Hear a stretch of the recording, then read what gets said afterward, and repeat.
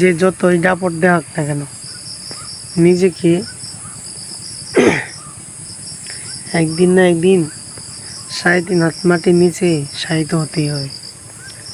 সকাল 5:10 বাজে ফজরের নামাজের পরে যে সময়টা, অনেকে আবার হয়তো বা ফজরের নামাজ পড়ছেও না, রাস্তার পাশে আইসা বসে দিছে।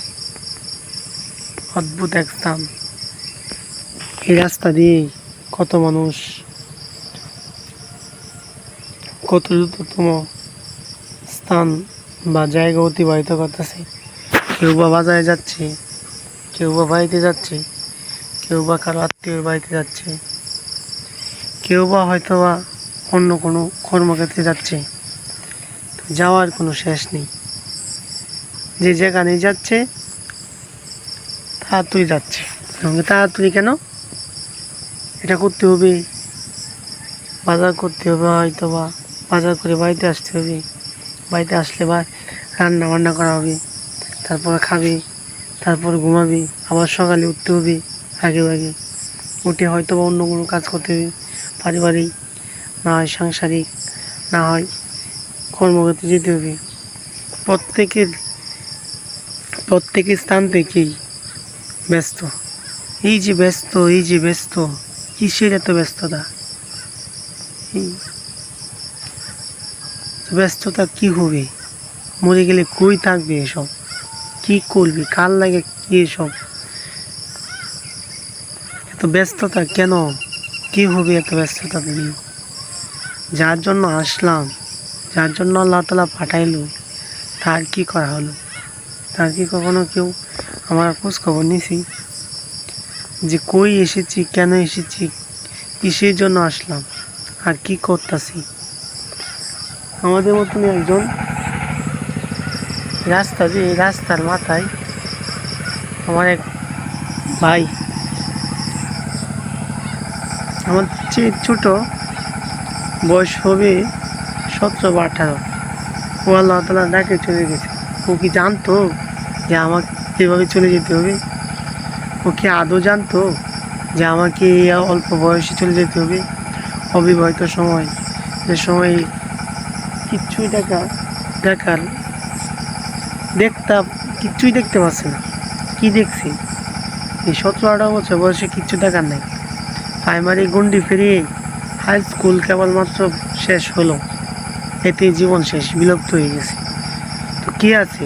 আমিও তো আজ এখানে আছি, কাল হয়তো বা নাও থাকতে পারি। নিজের জীবন এভাবেই হয়তো বা আল্লাহটাকে চলে যেতে হবে। তবে কি আমরা যার জন্য আসলাম, যার জন্য আল্লাহ তাআলা পাঠাইছে, তার কি বিন্দুমাত্র কোনো কিছু করতে পারছি? আমার কি মনে হয় যে আমি সফল?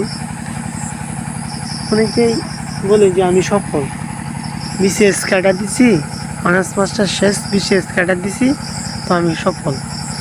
আমি কোটি টাকার মালিক হয়েছি, আমি সফল। আমি গাড়ি কিনছি, আমি সফল। আমি বাড়ি করছি, আমি সফল। আমি সন্তানদেরকে শিক্ষিত করছি, জানা লাইনে শিক্ষিত করছি, আমি সফল। There is no. তুমি বুকা স্বর্গে বসবাস করছো।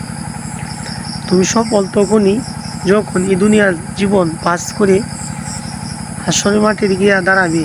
তখন আল্লাহ তাআলা সম্পূর্ণ 5টি প্রশ্নের উত্তর দিতে পারবে, এবং কবরের জীবনে 3টি প্রশ্নের উত্তর দিতে পারবে। তখনই তুমি সফল। যখন তোমার আমলনামা ডান হাতে আসবে, তখনই তুমি সফল। যখন তুমি জান্নাতের জন্য উপযুক্ত হবে এবং জান্নাতে তোমাকে আল্লাহ তাআলা জান্নাত দান করবে, তখনই তুমি সফল। আসলে আমরা সফল জিনিসটাই বুঝি না। সফল খারে কয়, কিসের জন্য সফল, কার জন্য সফল, সফল কিভাবে হয়, কি করলে সফলতা অর্জন করা যায়, এগুলা দুনিয়াভোগী মানুষ জানবেই বা কী করে, আর ফিকিরই বা কী করবে? আর এই বর্তমান জামানায়, যে জামানায় আছি, এই জামানায় এসব খুব কঠিন।